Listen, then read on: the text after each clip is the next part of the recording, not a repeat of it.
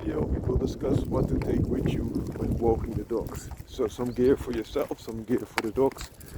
And we will discuss both normal standard gear, but also we will discuss more situational gear. So in my opinion, first of all, some people let the dogs free without a collar, without a leash. I'm not for that. I think you should always use a leash and collars, or at least have them with you. So the leash is there to control the dog for its own safety, but also to control it if there are other dogs or animals that you want to restrain it from. So that's a good thing. And the collars are of course the connection between the leash and the dog at one side, and on the other side also offer a little bit of protection. So what do I intend with protection? One, if you have a good collar, it protects the throat of the dog. So both from pulling at the leash, as you can see, especially on the red collar on the male, it's a hurricane collar, very broad, protects the throat from the pulling, but also if another dog would attack it, it has a little bit more protection on the vital area, because the veins are very close to the coat there. The female has a leather collar, a lot smaller, a lot less wide, but also a lot less wide of a neck. And females are very often, not always, but less quarrelsome than males are. So that gives you a little bit of feedback. The little chain in between is a chain that combines two collars on one line.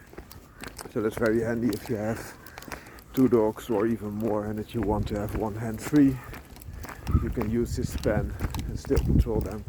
I did it a little bit more alternatively because the hurricane collar has such a thick D ring that it does not allow to directly connect the chain on it, as you can see here very clearly. Another thing to consider is the line. I use a police line, as they say, which has multiple buckles, which you can adjust the length of the line with. I also carry little sachets, and those are for if the dog has excrements, you can clean them up and keep it tidy. But the other thing that you see here is a stinger that can be used to either pry open a jaw or to put some stimulation on, for example, an animal that is attacking your dog without hurting it too badly. So you have just a little stinger, as the name implies. And this stinger is even, I made it less acute, so it will do less concentrated force amplification. Just a very mild situation there. And with the guard, as you can see here, you can also protect your hand a little bit more. I have a little bit of rope around it to secure the stinger, but also this can come in handy if you have to secure the dog or something else breaks and you have to make a collar from that when, for example, the collar has been lost or something else happens. You have something to do, and you can also use it to secure a straight dog. And that could be a good thing that you have an additional way to do that. So with me I carry some additional bags, the sachets for the excrements.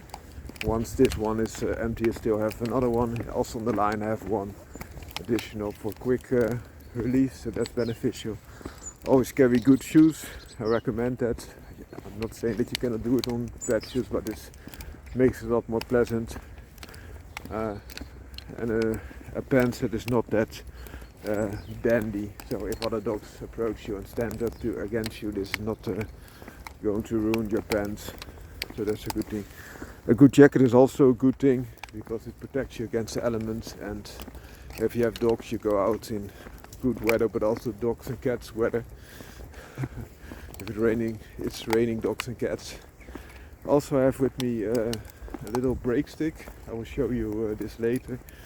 This is a stick that you can use to open up the jaws of a dog that is reluctant to open its jaws, for example, to release the ball, or when they get in a quarry with another animal and they are reluctant to release. It's especially a good thing to have with breeds that have a little bit of Molosser or Bull Terrier blood in them. The smaller the dogs that you have a little bit of different needs in sturdidity, but also in the size to make it fit the jaws. An additional thing that you can do to make a dog release is of course suffocate it. This is a thing that has quite a lot of risks, whereas the break stick does not have that risk that much. If not used improperly, it almost has no risk, because if you use them properly you can stick it somewhere in the top layer of the mouth and cause some damage, but if you use it properly you just use it to pry open the jaw without any danger at all. So that's a good thing to have with you, especially if you have dogs who have a little bit more temperament. You can also use this little one, but that's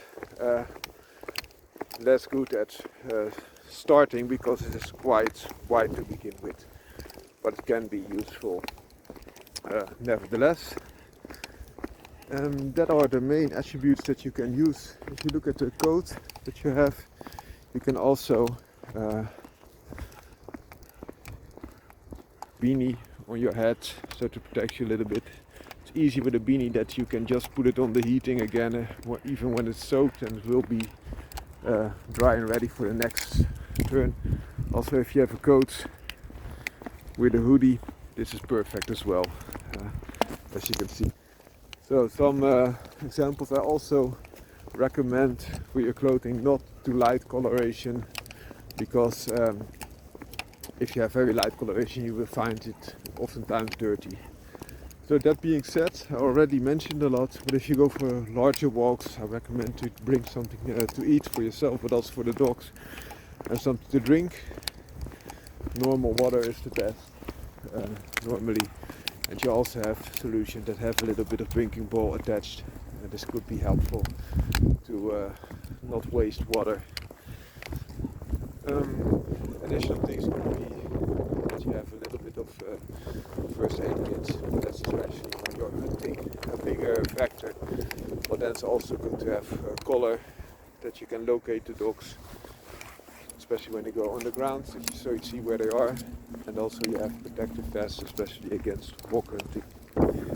That being said, you also have some additional things that can be handy, but are very situational. You could use an anchor that you can press into the grass and secure it even when there are no trees. The ease of a police line like this, that you have ample opportunities to tie it down, but even a standard line can be, of course, knotted so to secure it. But when you're in an open field, it's nice that you have an anchor that you can press into the field. Please test it and also put some strain on it. If it's sufficient, you also have anchors that you can use on tables for quick release, but those are not that much needed, because you always are able to secure the leash in other ways to the table. I think those are the main things to take into consideration when you go for a dog show, of course, or test of the dog's utility. I would always recommend also taking a bench and some sheets with you to secure it from sun, especially so that the dogs do not get overheated when you're in an open field. Then you have no protection against the elements, especially the sun, but also the blankets can help a little bit against rain and wind. So that's something to take into consideration as well. But normally you don't take this when you're going for a walk, of course. I hope this helps. Have a great day.